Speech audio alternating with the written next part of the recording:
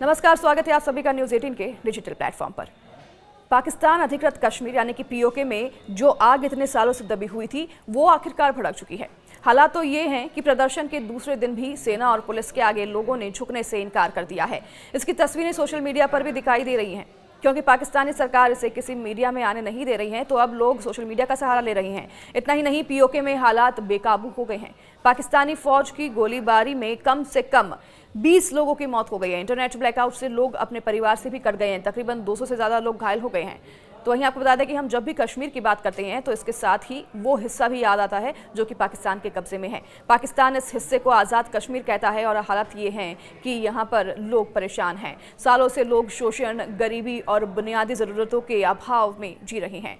उन्होंने जब भी इसके खिलाफ आवाज़ उठाने की कोशिश की, उन्हें या तो दबाया गया, मारा गया या फिर अपहरण हुए। इस वक्त पीओके में जो हो रहा है वो पहले से बिल्कुल अलग है। पाकिस्तान अधिकृत कश्मीर में जो आग इतने सालों से दबी हुई थी, अब वो भड़क चुकी है। हालात तो यहाँ तक आ गए हैं कि प्रदर्शन के दूसरे दिन भी सेना और पुलिस के आगे लोगों ने झुकने से इनकार कर दिया है। इसकी तस्वीरें सोशल मीडिया पर भी वायरल हो रही हैं। मीडिया में ये बात कहीं नहीं दिखाई जा रही है डर की वजह से, तो सोशल मीडिया का सहारा अब लोग ले रहे हैं। पाकिस्तानी सरकार ने मीडिया पर पूरी तरीके से पाबंदी लगा रखी है। किसी भी पाकिस्तानी मीडिया में इसके बारे में कुछ भी नहीं दिखाया जा रहा है, जबकि इलाके में इंटरनेट और आवाजाही के साधन ठप कर दिए गए हैं। बता दें आपको कि मुजफ्फराबाद में प्रदर्शनकारियों को रोकने के लिए पाकिस्तानी सेना ने बड़े बड़े कंटेनर लगाए हैं। प्रदर्शनकारियों को आगे बढ़ने से रोकने के लिए वे कंटेनर लगाए जा रहे हैं, लेकिन गुस्साई भीड़ को ये हेवी कंटेनर भी नहीं रोक पा रहे। सोशल मीडिया पर यह भी सामने आई है तस्वीरों के माध्यम से जो देखा गया है कि लोगों ने किस तरह से पुलिस कर्मियों पर पत्थरबाजी करते हुए इसे नदी में फेंक दिया, इस कैंटर को नदी में फेंक दिया। जिस तरह भीड़ अपनी मांगों को लेकर डटी हुई है, उसके आगे पुलिस टिक भी नहीं पा रही है। हालांकि सोमवार को प्रदर्शनकारियों में से 2 लोगों की जान चली गई, लेकिन वे रुकने को तैयार नहीं है। सोशल मीडिया पर लगातार ऐसी तस्वीरें सामने आ रही हैं जिनमें सरकार लोगों पर ज्यादती करती दिखाई दे रही है। ये आंकड़ा बढ़ भी सकता है, 20 तक आंकड़ा पहुंच गया है, लेकिन मीडिया में अभी तक इस पर कवरेज नहीं के बराबर है। झुकने को लोग तैयार नहीं है। प्रदर्शनकारी आवामी एक्शन कमेटी की अगुवाई में हो रहे इस प्रदर्शन के अभी थमने के आसार बिल्कुल नहीं हैं। शौकत नवाज मीर ने 1 अक्टूबर को पीओके के कई प्रमुख कस्बे और जिलों से मुजफ्फराबाद की और लंबा मार्च निकालने की घोषणा कर दी है। तो आवामी एक्शन कमेटी के नेता शौकत नवाज मीर ने पाकिस्तान के प्रधानमंत्री शहबाज शरीफ को चेतावनी दे दी है कि अगर अब भी उनकी मांगें पूरी नहीं हुई तो प्रदर्शन और भी बढ़ेगा।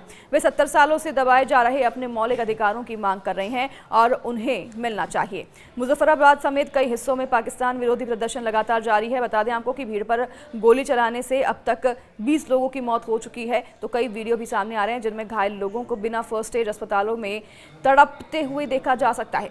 जॉइंट आवामी एक्शन कमेटी ने बयान जारी कर पाकिस्तानी सेना और रेंजर्स पर बर्बरता का आरोप लगाया है। तो पीओके के नेताओं का कहना है कि इंटरनेट शटडाउन और फोर्सेस की हिंसा ने इसे पूरी तरह से ब्लैकआउट एरिया बना दिया है। अब यह मुद्दा संयुक्त राष्ट्र मानवाधिकार परिषद UNHRC से लेकर ब्रिटिश संसदीय समिति तक गूंज चुका है। बता दें आपको कि अभी तक के टॉप 5 अपडेट क्या है इस पूरे मामले में।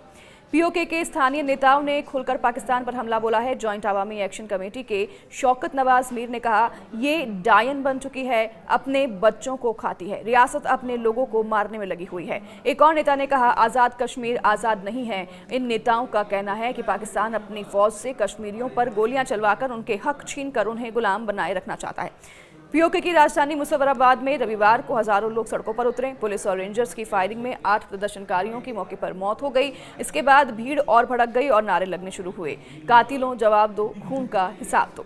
सोशल मीडिया पर वायरल फुटेज में घायल पाकिस्तानी रेंजर खुद जमीन पर पड़े कराते दिखा, जो जनता के गुस्से का सामना नहीं कर पा रहे थे। पूरे पीओके में इंटरनेट और फोन सेवाएं रविवार से बंद कर दी गई हैं। यूके PNP के नेता सरदार नासिर अजीज खान ने जेनेवा में UNHRC के 60वें सत्र में यह मुद्दा उठाया। उन्होंने कहा कि 3 मिलियन कश्मीरी सीज में हैं, ना इंटरनेट है, ना फोन, ना मीडिया तक पहुंच रहा है। ये लोग हथियार नहीं उठा पा रहे हैं, सिर्फ अपने बुनियादी हक की मांग कर रहे हैं। पाकिस्तानी लेकिन यहाँ पर जो फौज है उन पर गोलियां चला रही हैं, लाठियों का इस्तेमाल कर रही हैं और इन पर बर्बरता किया जा रहा है। ब्रिटेन की all party parliamentary group APPG ने एफसीडीओ को पत्र भी लिखा इसके बारे में शिकायत की है। पीओके में बिगड़ते स्थिति पर चिंता जताई है।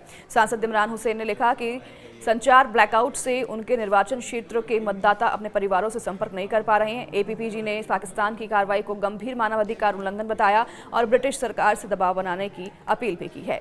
ये पूरा मामला काफ़ी ज़्यादा बिगड़ता हुआ नजर आ रहा है। जिस तरह से लोग यहाँ पर बर्बरता झेल रहे हैं, काफ़ी समय से दबाव में हैं और अब ये लोगों के प्रदर्शन में नजर आने लगा है। किस तरीके से पीओके में प्रताड़ना लोग झेल रहे हैं, वो खुश नहीं हैं, उन्हें यहाँ पर प्रताड़ित किया जा रहा है। अब लोग सड़कों पर आकर ये कह रहे हैं। हालांकि ये प्रदर्शन अब और किस तरह से रूप लेता है और किस दिशा में जाता है, ये देखने वाली बात होगी और क्या कार्रवाई की जाती है इस पर भी हमारी नजर बनी रहेगी। हर अपडेट के लिए आप बने रहिए न्यूज़ 18 के साथ।